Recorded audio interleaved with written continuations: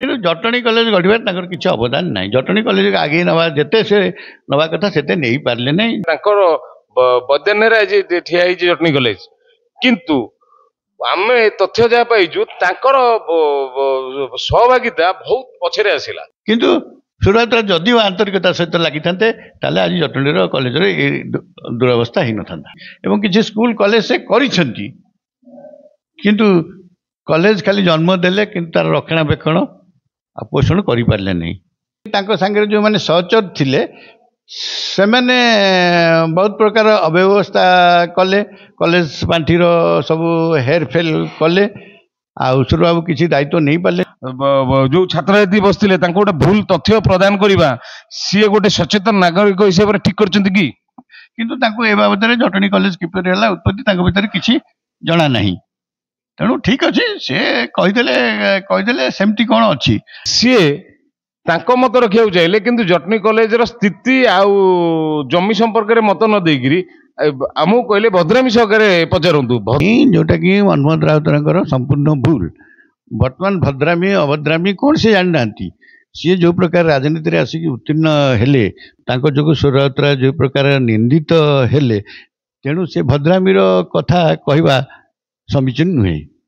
ଜଟଣୀ ମହାବିଦ୍ୟାଳୟର 49ତମ ସାମ୍ବତ୍ସରିକ ଉତ୍ସବ ପାଳନ ହେଉଥିଲା। ଏ ଅବସରରେ କଲେଜ କର୍ତ୍ତୃପକ୍ଷ ବିଭିନ୍ନ ରାଜନୈତିକ ଦଳ ସହିତ ବ୍ୟକ୍ତିବିଶେଷଙ୍କୁ ବି କାର୍ଡ ଦେଇ ନିମନ୍ତ୍ରଣ କରିଥିଲେ।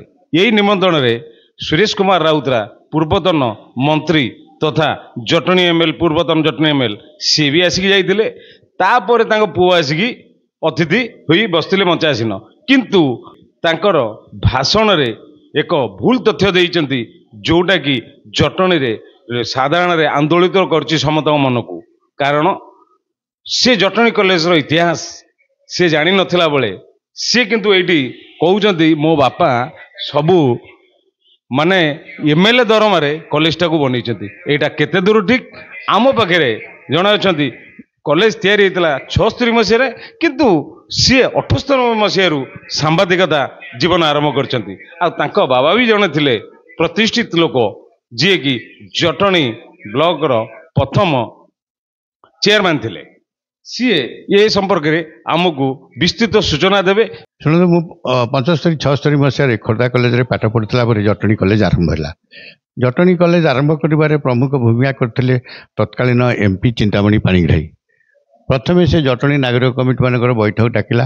ବୈଠକ ଡାକିକି ଗୋଟେ ବୈଠକରେ ଏ ସମ୍ପର୍କରେ ନିଷ୍ପତ୍ତି ନିଆହେଲା, ଯେଉଁଥିରେ କି ସଭାପତି ଭାବେ ଚିନ୍ତାମଣି ପାଣିଗ୍ରାହୀ ରହିଲେ, ପ୍ରତିଷ୍ଠାତା ସଭାପତି ଚିନ୍ତାମଣି ପାଣିଗ୍ରାହୀ ଏବଂ ପ୍ରତିଷ୍ଠାତା ସମ୍ପାଦକ ରହିଲେ ଡକ୍ଟର ପ୍ରାଣନାଥ ଛୋଟରାୟ।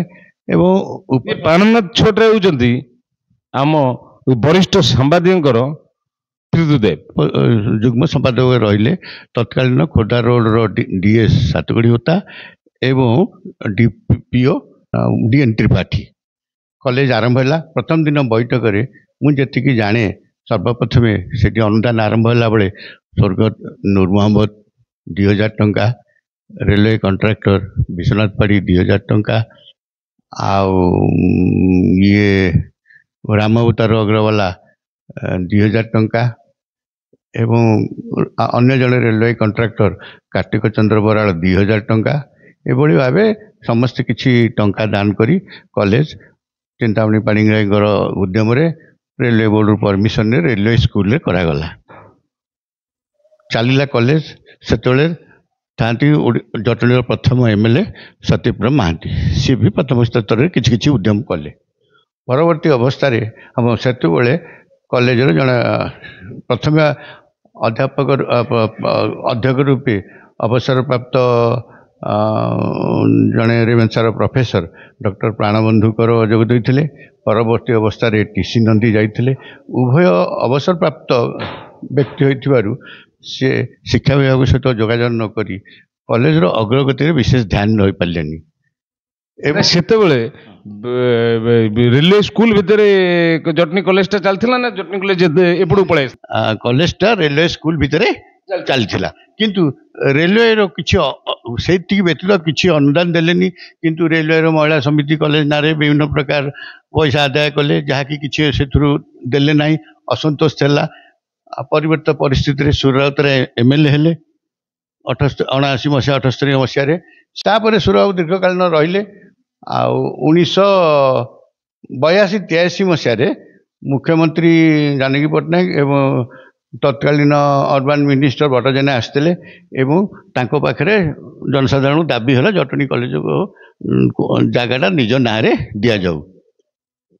ଜାନକୀ ପଟ୍ଟନାୟକ ସାଙ୍ଗେ ସାଙ୍ଗେ 10 ଏକର ଜାଗା ଆଲଟମେଣ୍ଟ କରିଦେଲି, ଯେଉଁଟାକି ତତ୍କାଳୀନ ଜିବି ଯେଉଁଥିରେ 2 ଜଣ ଅଧ୍ୟାପକ ଥିଲେ ଯେଉଁମାନେ ଜଟଣୀ କାର୍ଯ୍ୟଟିକୁ ନେଇଯାଉଥିଲେ ଏବଂ ସୁର ରାଉତଙ୍କର ଛତ୍ରଛାୟା ତଳେ ଥିଲେ, ସେମାନେ ଜାଗାଟିକୁ ସରକାର ନେବାରେ କୌଣସି ପ୍ରକାର ଉଦ୍ୟମ କଲେ ନାହିଁ। ଫଳରେ UGC ଗ୍ରାଣ୍ଟ ଆସିଲାନି, ନ୍ୟାକ୍ ଟିମ୍ ଆସିଲାନି ଏବଂ ନିୟମ ହୋଇଗଲା 1985 ମସିହା ପରେ ଆଉ କାହାକୁ ଜାଗା ଦିଆଯିବ ନାହିଁ। ଯଦି ବି ସେ 10 ଏକର ଜାଗା ପାଇଁକି ଯେଉଁ ଚିଠି ଉପରେ ଟଙ୍କାଟେ ଡିପୋଜିଟ୍ କରିଦେଇଥାନ୍ତେ ତାହେଲେ ଜଟଣୀ କଲେଜ ମାନେ UGC ସ୍କେଲ୍ ବି ପାଇଥାନ୍ତା। ଇଏ ଗୋଟେ ଆମକୁ ବଡ଼ ଖୁଲାସା କଲେ ଯେତେବେଳେ ତତ୍କାଳୀନ ମୁଖ୍ୟମନ୍ତ୍ରୀ ଜାନକୀ ପଟ୍ଟନାୟକ ଥିଲେ, କଲେଜର କାର୍ଯ୍ୟକ୍ରମରେ ଆସିଥିଲେ, ଅର୍ବାନ୍ ମିନିଷ୍ଟର ବଟ ଜେନା ମହୋଦୟ ତାଙ୍କ ସହିତ ଥିଲେ। ଜଟଣୀ ଜନସାଧାରଣଙ୍କର ଦାବି ହେଇଥିଲା ଯେ ଆମ କଲେଜ ରେଲୱେ ସ୍କୁଲରେ ନ ଚାଲିକିରି ଆମକୁ ଗୋଟେ ଜାଗା ଦିଆଯାଉ, ଆମେ ସେ ଜାଗାରେ ଜଟଣୀ କଲେଜଟାକୁ ପୂର୍ଣ୍ଣ ପ୍ରତିଷ୍ଠା କରି ତାକୁ ଆଗକୁ ନେବୁ। କିନ୍ତୁ ସେ 10 ଏକର ଜାଗା ଯେତେବେଳେ କହିଦେଇ ଯାଇଥିଲେ, ଏମାନଙ୍କର ମାନସିକତା ଅଭାବ କି ଦୂରଦୃଷ୍ଟି ଅଭାବ କି ସ୍ୱାର୍ଥର କିଛି ରହିଯାଇଛି, ଯେଉଁଥିପାଇଁ ଆଜି ପର୍ଯ୍ୟନ୍ତ ସାମ୍ନା କରୁଛେ ଜଟଣୀ କଲେଜର କୌଣସି ଉନ୍ନତି ବାବଦରେ। ପରବର୍ତ୍ତୀ ଅବସ୍ଥାରେ 1981-82 ମସିହାରେ ସୁର ରାଉତରାୟ ଯେତେବେଳେ MLA ଥାଆନ୍ତି, ସେଠୁ କଲେଜଟା କେମିତି ଚାଲିବ ସେତେବେଳେ ଯେଉଁ ଯୁବ ଅଧ୍ୟାପକ ମାନେ ଥାଆନ୍ତି ତାଙ୍କ ସହିତ ଯୋଗାଯୋଗ କରି ସବୁ କରାଇଲେ ଏବଂ ବହୁତ ଆଡ଼ୁ ଅନୁଦାନ ଜଟଣୀ ପାଖକୁ ଆସିଲା। ଖଣି, କାଜୁ, ବାଉଁଶ, ଯେଉଁ ଇଏ ଜଙ୍ଗଲ ଗୁଡ଼ାକ କ'ଣ ୟୁକାଲିପଟାସ୍ ଯେଉଁ ଜଙ୍ଗଲ, ସିନେମା ହଲ୍, ତହସିଲ ଅଫିସ୍, ସବ୍ ରେଜିଷ୍ଟ୍ର ଅଫିସ୍, ଏଥିରୁ ପ୍ରଚୁର ଅର୍ଥ ଆଦାୟ କରାଗଲା ଜଟଣୀ କଲେଜକୁ, ମାନେ ଗ୍ରାଣ୍ଟ ଇନ୍ ଏଡ୍ ପାଇବା ପର୍ଯ୍ୟନ୍ତ ସେଇ ଅର୍ଥରେ ଚାଲିଲା ଏବଂ ସେଥିମଧ୍ୟରେ ବହୁତ ଅର୍ଥର ଅପବ୍ୟୟ ହେଲା। ପରବର୍ତ୍ତୀ ଅବସ୍ଥାରେ ଯେତେବେଳେ ସରକାର ଗ୍ରାଣ୍ଟ ଇନ୍ ଏଡ୍ ଆସିଲା, 2/3 ଆସିଲା, ନୂଆ ପ୍ରିନ୍ସିପାଲ ଆସିଲେ, ସୁର ବାବୁ ହେଇଗଲେ ପ୍ରେସିଡେଣ୍ଟ ଏବଂ ଯେଉଁ ପ୍ରିନ୍ସିପାଲ ମାନେ ଆସିଲେ ସେମାନେ ଦଳାଚଡ଼ା କଲେ ଯେ କେମିତି ଜାଗା ଆସୁ, କଲେଜର ଅଭିବୃଦ୍ଧି ଘଟିବ। କିନ୍ତୁ କିଛି ହେଇପାରିଲାନି। ସରକାରଙ୍କ ନିୟମ ଅନୁସାରେ 85 ମସିହା ପରେ ଆଉ କାହାକୁ ଲିଜ୍ ଦିଆଗଲାନି। ତେଣୁ ସେଇ ପୁରୁଣା ଯେଉଁ 20 ଏକର ଜାଗା 10 ଏକର ଜାଗାକୁ ଦେଖେଇ କଲେଜ ଯାହା ଯେମିତି କରି ସରକାରୀ ଅନୁଦାନରେ ବର୍ତ୍ତମାନ ସୁଦ୍ଧା ଚାଲିଛି। ସରକାର ତ ନିୟମ କରିଛନ୍ତି ଯେ ଯେଉଁ ସବୁ କଲେଜ ଜଟଣୀ କଲେଜ ଭଳିଆ ଅବସ୍ଥା ସେମାନଙ୍କ ନାଁରେ କିଛି ଜାଗା ଦେବେ। ଏବେ ବି ଯଦି 2 ଏକର ଜାଗା କରିଦିଆଯାଏ ତାହେଲେ ଜଟଣୀ ବି UGC 2 ଏକର ଜାଗାରେ UGC ସାଂକ୍ସନ୍ ହେଇଥିଲା, ପଇସା ଡିପୋଜିଟ୍ କରିଥିଲା, ଆଜି ଏ ସମସ୍ୟା ଉପୁଜି ନଥାନ୍ତା। ଜଟଣୀ ଗୋଟେ ବହୁତ ବଡ଼ କଲେଜ ହେଇକି ଠିଆ ହେଇଥାନ୍ତା। କିନ୍ତୁ ସେଇ ଯେଉଁ କେତେ ବର୍ଷ ଭିତରେ ସୁର ରାଉତରାୟ ଯେହେତୁ ବହୁତ କାମରେ ବ୍ୟସ୍ତ ରହିଲେ, ଯେଉଁମାନେ ସବୁ ମ୍ୟାନେଜିଂ କମିଟିରେ ରହିଲେ ସେମାନେ କିଛି ସମ୍ପ୍ରସାରଣ କରାଇଲେ ନାହିଁ, ଅନର୍ସ ଖୋଲେଇଲେ ନାହିଁ, ସିଟ୍ ବଢ଼େଇଲେ ନାହିଁ, ଯେଉଁଠିକି ବହୁତ ଖରାପ ପରିସ୍ଥିତିରେ ଜଟଣୀ କଲେଜ ଥିଲା। ପରବର୍ତ୍ତୀ ଅବସ୍ଥାରେ ଜଟଣୀକୁ ଜଣେ ଯିଏ ପ୍ରଥମେ ଏଇଠି କଲେଜରେ ଚାକିରି ପାଇଥିଲେ ହର ପଟ୍ଟନାୟକ, ଯେଉଁ ଭାଇସ୍ ପ୍ରିନ୍ସିପାଲ ଥିଲେ, ସିଏ ଆସିଲା ପରେ କିଛି ଅନର୍ସ କଲେ, ସିଟ୍ ବଢ଼େଇଲେ ଏବଂ ଜଟଣୀ କଲେଜର ମାନ୍ୟତା ବହୁତ ଉପରକୁ ପରବର୍ତ୍ତୀ ସମୟରେ ଗଲା। ସୁର ରାଉତରାୟଙ୍କ ପିରିୟଡ଼ ପରେ ଶରତ ପାଇକର ଅବଦାନ କ'ଣ ଅଛି? ହଁ, ଶରତ ପାଇକରା MLA ଥିଲାବେଳେ ବହୁତ ଚେଷ୍ଟା କଲେ କିନ୍ତୁ ସେତେବେଳକୁ ସେଇଟା କାର୍ଯ୍ୟକାରୀ ହେଇପାରିଲାନି। କିନ୍ତୁ ସରକାରଙ୍କ ବହୁ ବିଭାଗର ଅନୁଦାନ ଆଣି କିଛି କିଛି ନୂଆ ରୁମ୍ କରାଇଲେ, ଲାବୋରେଟୋରୀ କରାଇଲେ, କିଛିଟା ବି ଶରତ ପାଇକରା କରାଇଛନ୍ତି। ତାହେଲେ ସୁର ରାଉତରାୟଙ୍କ କ'ଣ ଅବଦାନ ରହିଛି ଆ ଭିତରେ? ଯଦି ସୁର ରାଉତରାୟ ମୁଣ୍ଡିଆଳ ହେଇକି ରହିଲେ, ସୁର ରାଉତରାୟ ତାଙ୍କ ପୁଅ କହୁଛନ୍ତି ଆମ ବାପା ସବୁ କିଛି କରିଛନ୍ତି, ଆପଣ ମତ ଦେଉଛନ୍ତି ଯେହେତୁ ପୁରୁଣା ଲୋକ, ଆପଣ ବାବା ଏ ସଂସ୍ଥା ସହିତ ପ୍ରଥମରୁ ଜଡ଼ିତ, ଆପଣ ଏ ବାବଦରେ ପୁଙ୍ଗାନୁପୁଙ୍ଗାନୁ ଜାଣିଛନ୍ତି, ତାହେଲେ ସୁର ରାଉତରାୟଙ୍କ ଯଦି ତାଙ୍କ ପାଖ ଲୋକ କି ଯେଉଁ କମିଟି ଭିତରେ ତାଙ୍କ ନିଜ ଲୋକଙ୍କୁ ସେମାନେ ଯଦି ଭୁଲଭଟା କରିଛନ୍ତି, ସୁର ରାଉତରାୟ ଏଥିପାଇଁ ଦାୟୀ ନା ନାହିଁ? ହଁ, ନିଶ୍ଚିତ ଭାବେ ସୁର ବାବୁ କାର୍ଯ୍ୟ ବ୍ୟସ୍ତତା ହେତୁ କିଛି ଲକ୍ଷ୍ୟ କରିପାରିଲେନି କି ଯେଉଁମାନେ ରହିଲେ ମ୍ୟାନେଜିଂ କମିଟିରେ, ଯେଉଁମାନଙ୍କର ନେଶ ସ୍ୱାସ୍ଥ୍ୟ ଥିଲା ଜଟଣୀ କଲେଜଟା କେମିତି ନ ବଢ଼ୁ, ସେମାନେ ସୁର ବାବୁଙ୍କୁ ପ୍ରକୃତ ତଥ୍ୟ କିଛି ଯୋଗାଇ ଦେଲେନି।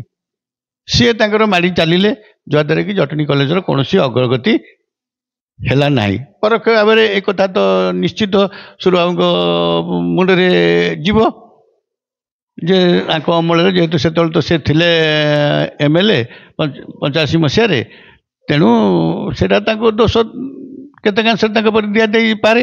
ଭଳିଆ କେତେ ଶହ ଶହ କଲେଜ ଅଛି, ସମସ୍ତଙ୍କୁ କିଛି ଜାଗା ଦିଆଯିବ, ଯେଉଁଟାକି ଜଟଣୀ ବି କିଛି ପ୍ରୋବ୍ଲେମ୍ ନୁହଁ। ଜଟଣୀ ସ୍କୁଲର 55 ଏକର ଜାଗାରୁ 20 ଏକର ତ ପାଇବେ ନ ପାଇବେ, କିନ୍ତୁ 10 ଏକର ଜାଗାଟା ନିଶ୍ଚିତ ଭାବେ ସରକାର ଜଟଣୀ କଲେଜକୁ ମିଳିବ।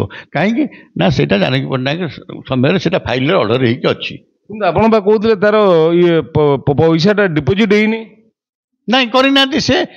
ସେଠି ଯେଉଁ କରିନାହାନ୍ତି, କରିଥିଲେ ତ ଏଇ ସମସ୍ୟା ଉପୁଜି ନଥାନ୍ତା। ଆଜି ଜଟଣୀ ଗୋଟେ ଫୁଲ୍ ଫ୍ଲେଜ୍ କଲେଜ ହେଇଥାନ୍ତା, UGC ଥାନ୍ତା, ମିଳିଥାନ୍ତା, NAC ମିଳିଥାନ୍ତା ଏବଂ ଅନ୍ୟାନ୍ୟ ବିଭାଗ ବି ବହୁତ ଖୋଲି ପାରିଥାନ୍ତା। ଏବେ ବି ଟଙ୍କା କିଛି କଲେଜରେ କମତି ନାହିଁ, ଅଳ୍ପ ଅଳ୍ପ କରି ସେ ସିଟ୍ ବଢ଼ାଉଛନ୍ତି, ବିଭାଗ ଖୋଲିଛନ୍ତି। କିନ୍ତୁ ସରକାରଙ୍କ ତାଙ୍କ ପୁଅ ଯୋଉ କାଲି ସୁରେଶ କୁମାର ରାଉତରାୟଙ୍କ ପୁଅ ଯୋଉ କହିଲେ ତାଙ୍କର ବଦାନ୍ୟରେ ଆଜି ଠିଆ ହେଇଛି ଜଟଣୀ କଲେଜ, କିନ୍ତୁ ଆମେ ତଥ୍ୟ ଯାହା ପାଇଛୁ ତାଙ୍କର ସହଭାଗିତା ବହୁତ ପଛରେ ଆସିଲା। ନାଇଁ, ସହଭାଗିତା ଯେତେବେଳେ ସୁର ରାଉତରାୟ MLA ଆସିଲେ, ସେ ଅଟୋମେଟିକ୍ କଲେଜର ପ୍ରେସିଡେଣ୍ଟ ହେଇକି ଚାଲିଲେ ଏବଂ କିଛି କଲେ, ଯେଉଁଟାକି ସେ ତାଙ୍କ ସାଙ୍ଗରେ ଯେଉଁମାନେ ସହଚର ଥିଲେ ସେମାନେ ବହୁତ ପ୍ରକାର ଅବ୍ୟବସ୍ଥା କଲେ, କଲେଜ ପାଣ୍ଠିର ସବୁ ହେରଫେର କଲେ। ଆଉ ସୁରବାବୁ କିଛି ଦାୟିତ୍ୱ ନେଇପାରିଲେନି, ଯେଉଁ ଦୀର୍ଘ ସମୟ ରହିଲେ। ଦେଇକିରି କଲେଜ ବାବଦରେ କହିବା, ଯୋଉ ଛାତ୍ରଛାତ୍ରୀ ବସିଥିଲେ ତାଙ୍କୁ ଗୋଟେ ଭୁଲ ତଥ୍ୟ ପ୍ରଦାନ କରିବା, ସିଏ ଗୋଟେ ସଚେତନ ନାଗରିକ ହିସାବରେ ଠିକ କରିଛନ୍ତି କି? ନାହିଁ, ଯେହେତୁ ସେ ସୁର ରାଉତରାୟ ଦୀର୍ଘ ଦିନ ଧରି MLA ଥିଲେ ଏବଂ ମ୍ୟାନେଜିଂ କମିଟିରେ ଥିଲେ, ସେଇ ହିସାବରେ ସେ ଏଇ କଥାଟା କହୁଛନ୍ତି। କିନ୍ତୁ ତାଙ୍କୁ ଏ ବାବଦରେ ଜଟଣୀ କଲେଜ କିପରି ହେଲା ଉତ୍ପତ୍ତି ତାଙ୍କ ଭିତରେ କିଛି ଜଣା ନାହିଁ। ତେଣୁ ଠିକ୍ ଅଛି, ସେ କହିଦେଲେ ସେମିତି କ'ଣ ଅଛି। ସୁର ରାଉତରାୟଙ୍କ ଏଇ ଅବଦାନ, ସେ କିଛି ଫଣ୍ଡ ଆରମ୍ଭ କରି ଦେଇଥିଲେ, ଯେଉଁଟାକି ବହୁ ଅପବ୍ୟୟ କରିଦେଲେ ତାଙ୍କ ସାଙ୍ଗରେ ଯେଉଁମାନେ ରହିଥିଲେ। ଆଉ ଦ୍ୱିତୀୟ କଥା, ତାଙ୍କୁ ସବୁ ପ୍ରକାର ଅନ୍ଧକାରରେ ରଖିଲେ ମ୍ୟାନେଜିଂ କମିଟିର ବିଶେଷ କରି 2 ଜଣ ସଭ୍ୟ, ଯେଉଁଟାକି ଜଟଣୀ କଲେଜର ରହିବାର କାରଣ ହେଇଛି। ତତ୍କାଳୀନ ମ୍ୟାନେଜମେଣ୍ଟ କମିଟିର 2 ଜଣ ଲୋକ ବିଧାୟକ ଥିଲେ, ମୁଖ୍ୟମନ୍ତ୍ରୀଙ୍କ ପାଖ ଲୋକ ହେଇକି ଥିଲେ, ସେ ଚାହିଁଥିଲେ ବହୁତ କିଛି କରିପାରିଥାନ୍ତେ। ସେଇ ତ ମିଟିଂରେ ନିଜେ ଉପସ୍ଥିତ ଥିଲେ ଏବଂ 10 ଏକର ଜାଗା ଦିଆଯିବ ବୋଲି କୁହାଗଲା। 20 ଏକର ଲୋକ, ଯେହେତୁ ଏଇଟା ଅର୍ବାନ ଜାଗା, ଏଇଠି 20 ଏକର ଦେଇ ଯାଇ ହବ ନାହିଁ। କିନ୍ତୁ ସୁର ରାଉତରାୟ ଯଦି ଫଲୋଅପ୍ କରିଥାନ୍ତେ ଯେ ଟଙ୍କା କାହିଁ ଡିପୋଜିଟ୍ ହଉନି କ'ଣ ପାଇଁକି, ସିଏ କିନ୍ତୁ ସେଇ ଯେଉଁ ମ୍ୟାନେଜିଂ କମିଟିର 2 ଜଣ ଲୋକଙ୍କ ଉପରେ ପୂର୍ଣ୍ଣ ଭରସା କରିଗଲେ, ଯେଉଁମାନେ କି ଘଟଣାଟାକୁ ପୁରା ଅନ୍ଧକାରରେ ରଖିଦେଲେ। ଯେଉଁ ଭାବେ ସୁର ରାଉତରାୟଙ୍କୁ ସେଥିରେ ନିନ୍ଦା, କିନ୍ତୁ ସୁର ରାଉତରାୟ ଯଦିଓ ଆନ୍ତରିକତା ସହିତ ଲାଗିଥାନ୍ତେ, ତାହେଲେ ଆଜି ଜଟଣୀର କଲେଜରେ ଏ ଦୁରବସ୍ଥା ହେଇନଥାନ୍ତା। ଆଉ ଯୋଉ ସେ କହୁଛନ୍ତି ଯେ ମୁଁ କରିଛି 40-50 କଲେଜ କରିଛି, 50 ସ୍କୁଲ କରିଛି, ସେ ସମ୍ପର୍କରେ ନାଇଁ, କିଛି କଲେଜ ସ୍କୁଲ କରିଛନ୍ତି, ତା ଦେହରୁ କିଛି କଲେଜରେ ବି ଅପମୃତ୍ୟୁ ହେଇଗଲା, ଯେଉଁଟାକି ପରବସ୍ଥା ଚାଲିଛି ନା ନାହିଁ ମୁଁ କହିପାରିବିନି। ଚନ୍ଦକା ଗୋଟେ କଲେଜ ମୁଁ ଜାଣିଛି, ତା ବାଦେ ମେଣ୍ଢାଶାଳ କଲେଜ ବି ସେ ଅବସ୍ଥା ହେଇଥିଲା। କେବଳ ଏଇଟା ଗୋଟେ ଫୁଲ୍ ଫ୍ଲେଜ୍ କଲେଜ ଯାଇକି ଚାଲିଛି ଆମର, ଏବଂ କିଛି ସ୍କୁଲ କଲେଜ ସେ କରିଛନ୍ତି, କିନ୍ତୁ କଲେଜ ଖାଲି ଜନ୍ମ ଦେଲେ, କିନ୍ତୁ ତାର ରକ୍ଷଣାବେକ୍ଷଣ ଆଉ ପୋଷଣ କରିପାରିଲେ ନାହିଁ, ଯେଉଁଟାକି ସରକାରୀ ନିୟମ ଅନୁସାରେ ଚାଲିଛି। କିନ୍ତୁ ସୁର ରାଉତରାୟଙ୍କର ଅବଦାନ ଅଛି ଗଢ଼ିବାରେ, କିନ୍ତୁ ଜଟଣୀ କଲେଜ ଗଢ଼ିବାରେ ତାଙ୍କର କିଛି ଅବଦାନ ନାହିଁ। ଜଟଣୀ କଲେଜକୁ ଆଗେଇ ନେବା ଯେତେ ସେ ନେବା କଥା ସେତେ ନେଇପାରିଲେ ନାହିଁ। କ୍ଷମତାରେ ନେଇକି ପୁରା ସେସବୁ ଦେଇଦେଲେ ଦାୟିତ୍ୱ। ତାଙ୍କର ସହକର୍ମୀମାନେ କିଛି ତାଙ୍କର ଗୋଡ଼ାଣିଆ ଲୋକ ଜୀବୀରେ ଜଟଣୀ କଲେଜର ଉନ୍ନତି ଚାହିଁଲେ ନାହିଁ। ଏବଂ ଏ ସମ୍ପର୍କରେ ଆମେ କାଲି ସୁର ରାଉତରାୟଙ୍କ ପୁଅ ମନ୍ମଥ ରାଉତରାୟଙ୍କୁ ଏ ସମ୍ପର୍କରେ ଯେତେବେଳେ ପ୍ରଶ୍ନ ପଚାରିବାକୁ ଗଲି, ସିଏ ତାଙ୍କ ମତ ରଖିବାକୁ ଚାହିଁଲେ, କିନ୍ତୁ ଜଟଣୀ କଲେଜର ସ୍ଥିତି ଆଉ ଜମି ସମ୍ପର୍କରେ ମତ ନ ଦେଇକିରି ଆମକୁ କହିଲେ ଭଦ୍ରାମୀ ସହକାରେ ପଚାରନ୍ତୁ। ଭଦ୍ରାମୀ କ'ଣ ଅଭଦ୍ରାମୀ କ'ଣ ଆଜି ପର୍ଯ୍ୟନ୍ତ ସାମ୍ବାଦିକତା ଭିତରେ ମୁଁ ଏ ଶବ୍ଦ ଶୁଣି ନଥିଲି। ତାହେଲେ ଆପଣ ଏ ସମ୍ପର୍କରେ କ'ଣ କହିବେ? ନାହିଁ, ଯେଉଁଟାକି ମନ୍ମଥ ରାଉତରାୟଙ୍କର ସମ୍ପୂର୍ଣ୍ଣ ଭୁଲ। ବର୍ତ୍ତମାନ ଭଦ୍ରାମୀ ଅଭଦ୍ରାମୀ କ'ଣ ସେ ଜାଣିନାହାନ୍ତି। ସିଏ ଯେଉଁ ପ୍ରକାର ରାଜନୀତିରେ ଆସିକି ଉତ୍ତୀର୍ଣ୍ଣ ହେଲେ, ସୁର ରାଉତରାୟଙ୍କ ଭଳିଆ ଜଣେ କଂଗ୍ରେସ ପରିବାରର ଲୋକ, ଏବଂ ତାଙ୍କ ଯୋଗୁଁ ସୁର ରାଉତରାୟ ଯେଉଁ ପ୍ରକାର ନିନ୍ଦିତ ହେଲେ, ତେଣୁ ସେ ଭଦ୍ରାମୀର କଥା କହିବା ସମୀଚୀନ ନୁହେଁ। ଆଉ ଯେଉଁ ଜଟଣୀ କଲେଜ ଉପରେ ଯେଉଁ ଟିପ୍ପଣୀ ଦେଲେ, ସେଇଟା ସେ କିଏ ଜାଣିନାହାନ୍ତି, ମୁଁ ଜାଣିନି। ସେତେବେଳକୁ ତାଙ୍କର ଜନ୍ମ ହେଇଥିଲା କି ନ ହେଇଥିଲା ସେ ବି ମୁଁ ଜାଣିନି। ଏଇଠୁ ଆଜି ଆମ ପାଖରେ ଜଣେ ବରିଷ୍ଠ ସାମ୍ବାଦିକ सी भी विगत दिन में मु भी तांकठारु किछि शिक्षा पाइछि किछि तथ्य भी पाइछि किछि बढ़िया पाई उत्साह पाइछि सी आज खोलिले जटणी कॉलेज रो इतिहास सी आमको कहते विगत को न जाई इतिहास को न जाई आगु किंतु अतीत थिले वर्तमान अच्छी वर्तमान नेले भविष्य तैयारी हुए बोली मनमत राउतरा जानी ना कारण सी तांको परिवार रे जो चली कंदल भाई भाई बाप पुओ भितर से कंदल मानसिकतार जटणीटा को बुड़िया को देखी कि कारण ये आम कहूँ जे काली सहस्राधिक शह छात्र छात्री सेठी एकजुट होते आउ शह छात्र छात्री पाखे गोटे भूल तथ्य रखुले जे कि कहले जे मो बापा आपको संपूर्ण सहयोग कर किंतु जेतेबेले जटनी कॉलेज आरंभ होता सेतेबेले सुरराउतर नाम निशान नथिला किंतु सत्यप्रिय महांती सेतेबेले तत्कालीन विधायक थिले आउ सेतेबेले चिंतामणि पाणिग्राही केंद्र मंत्री थिले तांको सहित थिले आमर जटनी जड़े विशिष्ट वरिष्ठ चिकित्सक थिले डॉक्टर प्राणनाथ छोटराय आ प्राणनाथ छोटराय अवदान सी भूली जाइए चिंतामणि पाणिग्राही की भी भूली जाइए केवल बापा किंतु सी आज सोशल मीडिया विभिन्न मीडिया रे जो प्रकार अपदस्थ होउचंदी से अपदस्थ को सी बर्दाश्त न करि पारी आज आसिकी जनमास मानसरे भूल तथ्य रखुचंदी एटा केते दूर समीचीन ता जटणी रे चर्चा होउची ए चर्चा संपर्क रे जटणी लोक भी आलोचना भितर सुरबाबू मत रखुचंदी आउ मनमत राउतरा प्रति मत भी रखुचंदी सबु मत आमे आस्ते आस्ते आगामी दिन रे संधान तार मूल स्तर जाई पहुंचब केमिति चिंता करिवो जटणी जो जटनी कॉलेज में 10 एकर जगह मिलता से 10 एकर जगह तार पैसा डिपोजिट हो जटनी कॉलेज ना नामित हो जटनी कॉलेज आउ उन्नत हो तार सहभागितार संपूर्ण सहभागिता रहिबो संधान आउ संधान आर मूल उत्पादन करिवो ये कॉलेज रो प्रकृत अवदानकारी को माने प्रथम आम पाखे कहले जे 4-5 जन बाध्यन्न व्यक्ति 2,000 से कॉलेज टी तैयारी कले सुरबाबू नथिले प्रथम दिन कहते 21,000 आदाय होता बहु व्यवसायी कंट्राक्टर देकर 21,000 टंका आदाय कॉलेज निर्माण आरंभ होता सुरबाबू बहुत पछरे आइचंती सात थर विधायक मंत्री रही सी कौन करचंती चाहिए जटणी कॉलेज को शिखर रे पहुंचे दे पारथांते किंतु तांको पुओ आज जटणी बुलिकी छात्र छात्री की भूल तथ्य दबा एटा केते दूर समीचीन ता जटणीवासी विचार करिवे संधान तार मूल लक्ष्य रे लागि रहिबो।